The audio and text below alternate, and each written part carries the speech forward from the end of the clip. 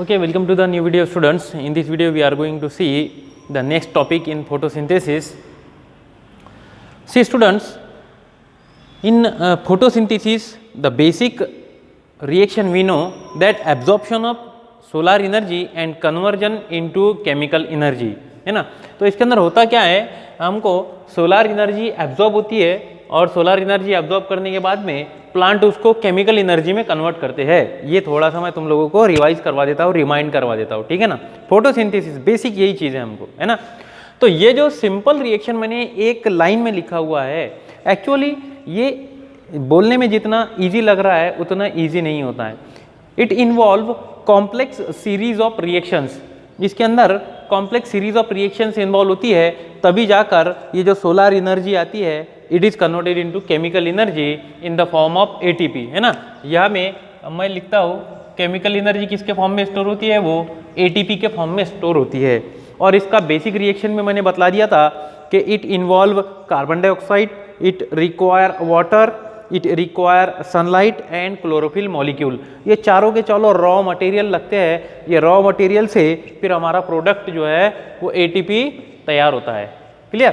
तो ये कैसे होता है एक्चुअली, इसको समझने के लिए we have deal with the photo system, है ना. मैंने तुम लोगों को ये भी बताया कि ये जो लाइट एब्जॉर्ब होती है ये पर्टिकुलर वेवलेंथ की लाइट एब्जॉर्ब होती है. और लाइट एब्जॉर्ब करने के लिए एक तो क्लोरोफिल मॉलिक्यूल पिगमेंट ये जो प्रेजेंट है और दूसरे प्रेजेंट है एक्सेसरी पिगमेंट. ये दोनों भी क्या करते हैं, लाइट को एब्जॉर्ब करते हैं, ठीक है ना. अब देखो कैसे होता है मैकेनिज्म इसके अंदर.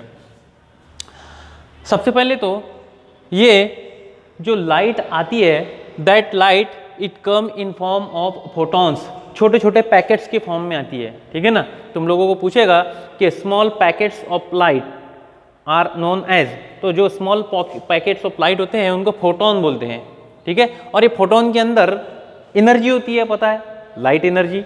ये लाइट एनर्जी कौन एब्जॉर्ब कर रहा है, क्लोरोफिल एब्जॉर्ब कर रहा है. और क्लोरोफिल एब्जॉर्ब करके it goes to excited state. यहाँ पे मैं लिख देता हूँ रिमेम्बरेंस के लिए, ये ग्राउंड स्टेट है और ये एक्साइटेड स्टेट है. After going into excited state this chlorophyll molecule it release electron, ठीक है. अब ये इलेक्ट्रॉन जो रिलीज होता है it passes through the several carriers. ये कहाँ से जाता है, ये सेवरल एक्सेप्टर्स के पास, ठीक है. ये सेवरल एक्सेप्टर्स इसको एक्सेप्ट करते हैं, आगे पास करते हैं, एक्सेप्ट करते हैं, आगे पास करते हैं, ठीक है. तो ये जो सीरीज ऑफ रिएक्शन होगी ये हमको देखना है आज. ये सीरीज ऑफ रिएक्शन को हम दो फेजेस में डिवाइड कर सकते हैं. पहला तो फेज ये कि light reaction and second phase होता है डार्क रिएक्शन, ठीक है. तो लाइट रिएक्शन और डार्क रिएक्शन दो रिएक्शंस हो गए फोटोसिंथेसिस की. ब्रॉडली हमने इनको दो ग्रुप में या फिर दो टाइप्स में डिवाइड कर लिया. लाइट रिएक्शन वो रिएक्शन है which require sunlight and dark reaction that reaction which does not require sunlight even though it will take place in presence of light, ठीक है. लेकिन उसको डार्क रिएक्शन को ऐसा नहीं है कि वो रात को ही होती है इसलिए उसको डार्क रिएक्शन बोलता है, ऐसा नहीं है. वो डार्क रिएक्शन को लाइट एनर्जी की कोई आवश्यकता नहीं रहती है इसलिए उसको डार्क रिएक्शन बोला है, ठीक है. अभी फॉर एग्जांपल डे टाइम है तो डे टाइम में भी जो है वो प्लांट्स के अंदर डार्क रिएक्शन हो सकता है, ठीक है. ये कंटिन्यूअस मैकेनिज्म है ना. अब देखो ये जो लाइट रिएक्शन है, लाइट रिएक्शन मैंने बताया absorption of sunlight by the pigments. अब ये जो पिगमेंट होते हैं ये पिगमेंट दो प्रकार के हैं. एक होता है पिगमेंट सिस्टम 1, एक होता है पिगमेंट सिस्टम 2. प्लांट्स के अंदर दो टाइप के पिगमेंट्स है ना. उनको हम बोलते हैं रिएक्शन सेंटर. क्या बोलते हैं उसको, रिएक्शन सेंटर. रिएक्शन सेंटर के अंदर हमको पता है, मैं यहाँ लिखता हूँ तुम्हारे पास, ये क्लोरोफिल है, ये ना ये लिखा हुआ है, बार बार लिखने की भी आवश्यकता नहीं है. ये क्लोरोफिल यहाँ लिखा हुआ है. तो क्लोरोफिल के अंदर क्या है, क्लोरोफिल के साथ साथ दूसरे एक्सेसरी पिगमेंट भी प्रेजेंट होते हैं. अब मैंने बताया था कि क्लोरोफिल भी अलग अलग प्रकार के, क्लोरोफिल ए है, क्लोरोफिल बी है, सी है, डी है, अलग अलग प्रकार के होते. तो इसमें से ये पिगमेंट मिलकर दो सिस्टम बनाते हैं, pigment system 1 and pigment system 2. तो यहाँ पे लिखा है देखो pigment system P for pigment and यहाँ लिखा है 680. पिगमेंट 680 मीन्स ऐसा pigment which absorb the light of wavelength of 680 nanometer. ये 680 नैनोमीटर की वेवलेंथ को एब्जॉर्ब करता है ये पिगमेंट, इसलिए इसको पिगमेंट 680 बोलते हैं और इसको PS2 भी बोलते हैं। ठीक है। On the other hand there is one pigment which absorb light of wavelength of 700 nanometer, ठीक है, that is known as pigment system 1। तो ये बात याद रखना, पिगमेंट सिस्टम 1 700 नैनोमीटर की एब्जॉर्प्शन करता है और पिगमेंट सिस्टम 2 680 नैनोमीटर की लाइट को एब्जॉर्प्शन करता है। क्लियर हुई बात? अब ये दोनों मिलकर लाइट रिएक्शन परफॉर्म करते हैं, ठीक है। और लाइट रिएक्शन के ही अंदर क्या तैयार होगा हमारा, लाइट रिएक्शन की वजह से ही हमारे ये ATP तैयार होते हैं, ठीक है ना। ये फर्दर बाद में आप धीरे धीरे अभी बढ़ रहे हैं उसकी तरफ अब कि ATP कैसे तैयार होता है। तो अब हमने पिगमेंट सिस्टम भी देख लिया कि ये दो प्रकार के हैं, PS1 एक है, PS2 एक है।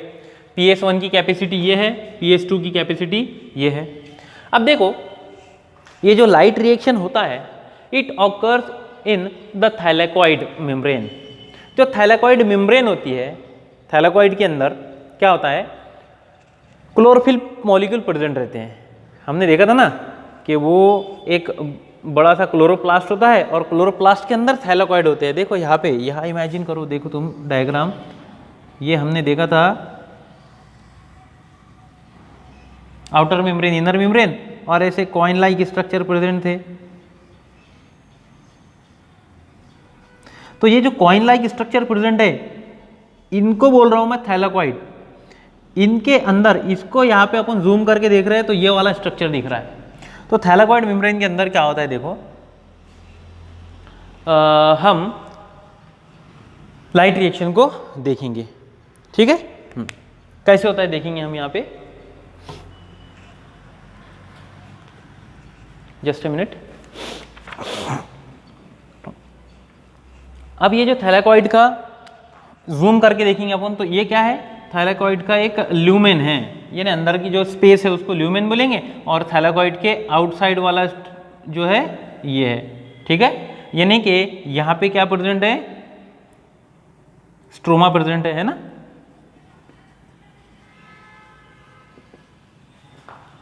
बात ख्याल में आई ना, ये समझने के लिए बतला दिया मैंने। तो ये थैलेकॉइड ल्यूमेन के अंदर का स्ट्रक्चर यहाँ पे है और ये आउटसाइड का स्ट्रक्चर। अब देखो क्या होता है, थैलेकॉइड के मेम्ब्रेन में पिगमेंट सिस्टम्स प्रेजेंट होते हैं। देखो ये मेम्ब्रेन बनाया हुआ है मैंने थैलेकॉइड का, ठीक है ना। तो थैलेकॉइड के मेम्ब्रेन में पिगमेंट सिस्टम है। सबसे पहले जो लाइट एब्जॉर्ब हो रही है वो लाइट एब्जॉर्ब हो रही है किसके द्वारा, it is absorb by pigment system 2।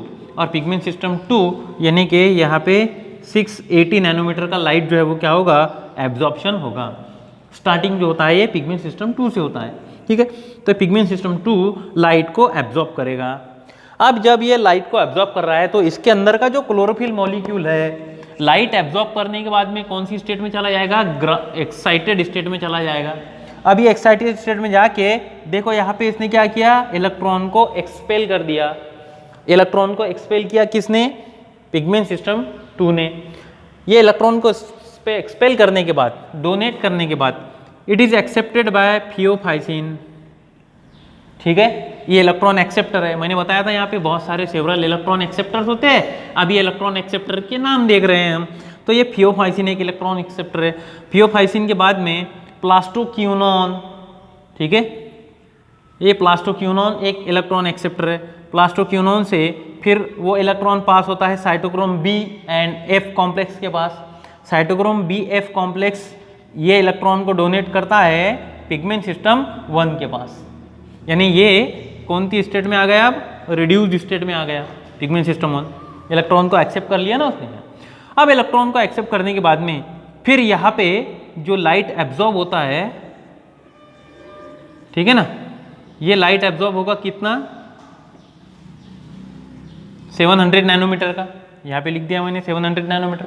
अब ये लाइट को एब्जॉर्ब करने के बाद में ये भी एक्साइटेड स्टेट में जाएगा और इलेक्ट्रॉन को एक्सपेल करेगा। ये इलेक्ट्रॉन एक्सपेल करने के बाद this electron is accepted by this acceptor NADP+, ठीक है, NADP+ के पास जाएगा ये, ठीक है। ये NADP+, इसमें एक हाइड्रोजन ऐड होता है और ये हाइड्रोजन मिलके it is converted into NADPH। किस में कन्वर्ट हो गया वो? NADPH में कन्वर्ट हो गया। यानी कि जो इलेक्ट्रॉन यहाँ से निकला था वो घूम फिर के कहाँ चले गया? NADP के पास चला गया। बात ख्याल में आई? ये तो मैंने सिर्फ इलेक्ट्रॉन का पाथ बतलाया तुम लोगों को कि इलेक्ट्रॉन कैसे मूव हो रहा है, ठीक है। जब ये इलेक्ट्रॉन मूव होता है तो इसके साइड बाय साइड बहुत सारे प्रोसेस भी साइमल्टेनियसली गोइंग ऑन। क्या क्या हो रहा है देखो। जब यहाँ पे पिगमेंट सिस्टम 2 ने लाइट को एब्जॉर्ब किया था और एक्साइटेड स्टेट में जा गया था, उसी ड्यूरेशन में अपना इलेक्ट्रॉन रिलीज कर दिया था। अब इसके पास एक इलेक्ट्रॉन कम है, तो इसको वापस वो इलेक्ट्रॉन चाहिए, है ना। अब वापस इलेक्ट्रॉन चाहिए, उसके लिए क्या करता है? वो जो वाटर मॉलिक्यूल है, ये वाटर मॉलिक्यूल को ब्रेक करता है। And this breakage of water molecule is known as photolysis of water. Photolysis of water होने के बाद में, यानी ये फोटोलाइसिस, यानी photo means light, lysis means break होना, लाइट के प्रेजेंस में ब्रेक होना। वाटर मॉलिक्यूल ब्रेक होगा तो obviously it will produce H+ and O2, ठीक है ना। ये H+ जो है ये क्या कर रहा है? तैयार कर रहा है ना। हाफ O2 तैयार करेगा और 2 H+ तैयार करेगा। बात ख्याल में आई? अब यहां से जो इलेक्ट्रॉन निकलेगा फोटोलिसिस ऑफ वाटर के द्वारा, जो इलेक्ट्रॉन निकलेगा वो कौन एक्सेप्ट कर लेता है? pH2, और वापस से अपनी जैसी की वैसी स्टेट में आ जाता है। यानी जो इलेक्ट्रॉन उसने दिया था दूसरे को, फोटोलिसिस ऑफ वाटर करके खुद ने ले लिया, ठीक है। अब ये जो H+ आयन निकल रहे हैं, ये H+ आयन इधर से एंट्री मारते हैं वापस से और NADP के साथ में कंबाइन हो रहे हैं। क्लियर हो रही बात? उसके बाद में दूसरा मैकेनिज्म क्या हो रहा है, या फिर ये दूसरी मैकेनिज्म ऐसे समझ लो कि ये H+ आयन जो है, इसके साथ साथ ये मैकेनिज्म जो हो रहा है पूरा ल्यूमेन में हो रहा है। अब ल्यूमेन के अंदर यहाँ पे प्रोटॉन पंप होता है, वो प्रोटॉन पंप प्रोटॉन को अंदर भेजता रहता है। प्रोटॉन यानी H+ बोलो या प्रोटॉन बोलो, तो ये H+ को अंदर एंट्री करवाता रहता है। अब इधर से H+ जमा हो रहे हैं बहुत सारे, है ना। ये H+ क्या होते जा रहे हैं? एक्यूमुलेट होते जा रहे हैं। अब जब H+ आयन बहुत ज़्यादा अंदर एक्यूमुलेट हो जाएंगे तो there is a concentration gradient formation. यहाँ पे H+ आयन का ग्रेडियंट फॉर्म हो जाएगा, यानी यहाँ पे कंसंट्रेशन ज़्यादा और बाहर में कंसंट्रेशन कम हो जाएगा। तो क्या होता है?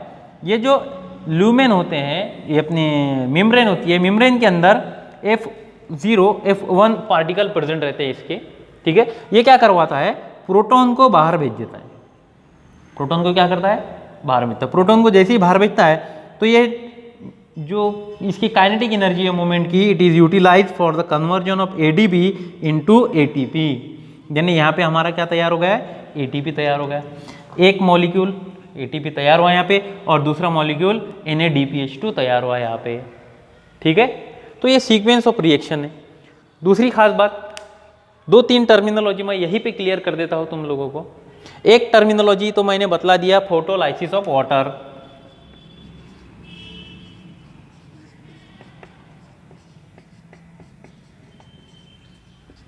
यानी ये वाटर मॉलिक्यूल का ब्रेक होना इन प्रेजेंस ऑफ सनलाइट, है ना, जो कि मैंने यहाँ पे भी एक्सप्लेन किया हुआ है। दूसरी बात, दूसरी टर्मिनोलॉजी मुझे बतलाना है तुम लोगों को, फोटोफॉस्फोराइलेशन।